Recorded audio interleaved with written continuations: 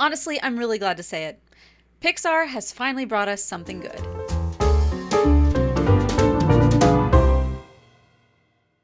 To say that Pixar has been having a rough go would be a little bit of an understatement. Honestly, I've been very worried about the company. Recently, they had to lay off over 100 or so people, and you just have a lot of things happening. A lot of people will bring in and say, "Oh, it's just the changing of the markets and things." And in reality, if you look at the last 6 or so movies, last 7 years, the movies have just not been great. I mean, have been a couple that were like, "Yeah, that was good." But not anything that would actually bring you in and actually be like, Pixar is Pixar again. While I reserve the right to have caution moving forward, this movie, Inside Out 2, is a very good sign. Basically, Riley is growing up. She is now about 13 years old, and with that, with age, comes new emotions and new thoughts and new patterns, and also new challenges. And something that I really appreciated about this film is that it was something that everybody could get behind. These were universal emotions, not geared to one sex or another, not geared to any type of person or another, but the feeling of belonging, the feeling of needing to make friends and change and growing up, like having all of these different thoughts and also, not to mention, how you deal with the thoughts and the experiences that you go through, and not just on a specific level, but like overall. And I think that that's one of the key benefits of this movie is I walked in kind of nervous, not knowing what they would be pulling at me coming in with, since they're bringing in puberty, like, oh, this is going to get messy. I really don't want to have to deal with watching this kind of thing. It gives Turning Red vibes, which I was not a fan of.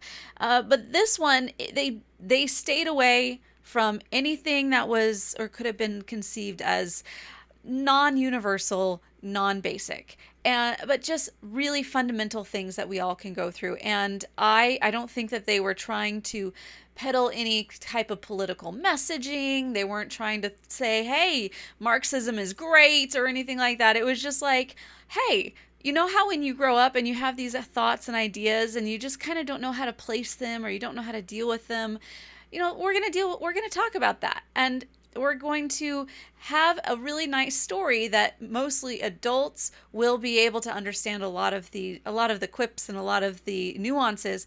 But for kids, it's also a really good aid in helping to overcome growing and people maybe who are worriers, like children who may worry a lot, or children that are just trying to get over and trying to feel like they fit in, and how to move and how to interact with their friends. And I loved it. I felt like at the end of this movie, it did not say, the message was not that our emotions control us. In fact, it was the opposite. It was made a point to say, we do not decide the emotions. We do not decide who Riley is. And it is our chance to let her become who she is. And then we just help her. And then we love her. And it was beautiful. I cried. I'm getting emotional talking about it. Like it was very, very nicely done. So if you're a parent, or even if you're just a moviegoer and you're wanting to know, is this worth my time and money? I believe it is. I really liked it. Would I see it again? I would watch it again, yes.